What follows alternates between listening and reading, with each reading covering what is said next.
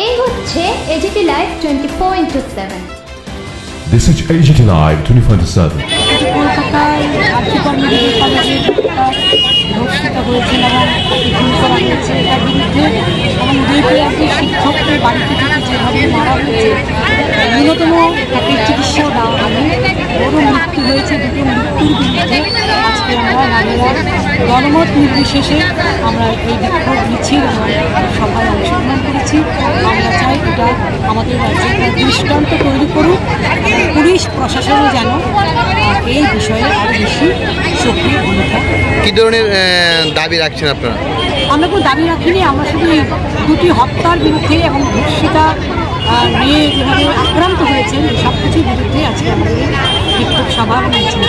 সাজা কীরকম চাইছেন? মানে অনেকে ধরনের, কেউ বলছে ফাঁসি, কেউ আপনাদের মানে কীরকম?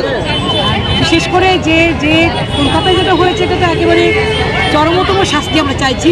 সুষ্ঠুভাবে তদন্ত হোক, তদন্তের মধ্যে যেন কোনো সরকারি ইন্টারফারেন্স না ঘটে, প্রশাসনের লোকরা, পুলিশের লোকরা যেন কোনো হস্তক্ষেপ না করে যেভাবেই শীর্ষ আদালত করবে সেভাবেই যেন সমস্ত কিছু মেনে যিনি যারা অভিযুক্ত তাদের শাস্তি দেওয়া হয়।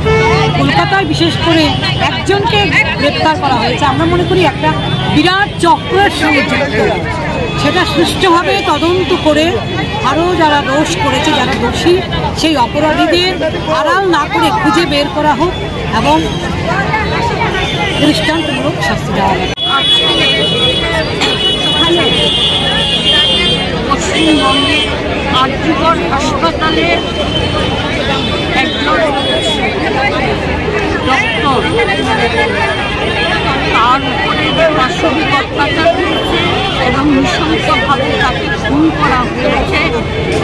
তার প্রতিবাদে এবং আসামিদের অতি দ্রুত গ্রেপ্তার করে যথাযথ শাস্তির ব্যবস্থা করা, সেই সঙ্গে আমাদের রাজ্যে উদয়পুরে শিক্ষক অভিজিৎকে তাকে যেভাবে হত্যা করা হয়েছে, এই ঘটনাগুলো নিন্দা জানিয়ে বিচার দাবি করে এই বিক্ষোভ সমাবেশে আমরা মিলিত হয়েছি। এখানে কোনো দল, মত বা রাজনীতির প্রশ্ন নয়। আপনারা দেখেছেন আমাদের এই মিছিলে বিভিন্ন অংশের লোকজন এসেছেন। এখানে নারীরা যেমন ছিলেন, শিক্ষক কর্মচারীরা ছিলেন, ছাত্রযুবরা ছিলেন এবং চিকিৎসক বা আইনজীবী সহ বিভিন্ন ধরনের বিভিন্ন অংশের মানুষ এখানে এসেছে। আপনারা জানেন যে আমাদের রাজ্যে একটা ভয়াবহ বন্যা পরিস্থিতি, তাতে বেশ কিছু লোক, কয়েকজন লোক মারা গেছেন এবং অগণিত মানুষের প্রচুর ক্ষয়ক্ষতি হয়েছে। আজকের এই বিক্ষোভ সমাবেশ থেকে যারা মারা গেছেন তাদের প্রতি আমরা তাদের স্মৃতির প্রতি শ্রদ্ধা এবং সহানুভূতি জানাচ্ছি। সেই সঙ্গে যারা ক্ষয়ক্ষতিগ্রস্ত হয়েছেন, যাদের বাড়ি ঘর ভাসিয়ে নেওয়া হয়েছে, যাদের সর্বশান্ত হয়েছেন, তাদের প্রতি সহমর্মিত জ্ঞাপন করছি। আমরা চাই নারী নির্যাতনের মধ্যে একটা জঘন্যতম সামাজিক ব্যাধি, এর বিরুদ্ধে রাষ্ট্র, পুলিশ প্রশাসন, স্বরাষ্ট্র দপ্তর এর বিরুদ্ধে যথাযথ একটা ভূমিকা গ্রহণ করুক। তারা যদি অনেক বেশি সহানুভূতিশীল হতো তাহলে সব ঘটনারই একটা সুষ্ঠু মীমাংসা হতো। সেই সঙ্গে আমরা আহ্বান করব সমাজের শুভবুদ্ধি সম্পন্ন মানুষ যারা অন্যায়ের বিরুদ্ধে কথা বলতে বলেন, তারা যেন এই ঘটনাগুলোর বিরুদ্ধে এগিয়ে আসেন। এটা আমাদের দাবি। আমরা চাই পশ্চিমবঙ্গ সরকারের ভূমিকা অত্যন্ত প্রশ্নচিহ্নের মুখে এসে দাঁড়িয়েছে।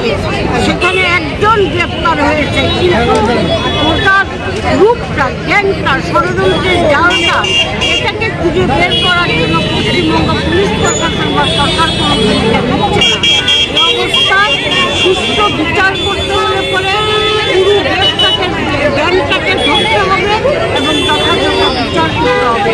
আমরা পশ্চিমবাংলা আক্রান্ত ডাক্তার পরিবারের প্রতি আমাদের সহমর্মিতা জানাচ্ছি এবং পশ্চিমবঙ্গে যে আন্দোলন সংগঠিত হচ্ছে, শুধু পশ্চিমবঙ্গে নয় সারা দেশে যে আন্দোলন সংগঠিত হচ্ছে তার প্রতি আমাদের আন্তরিক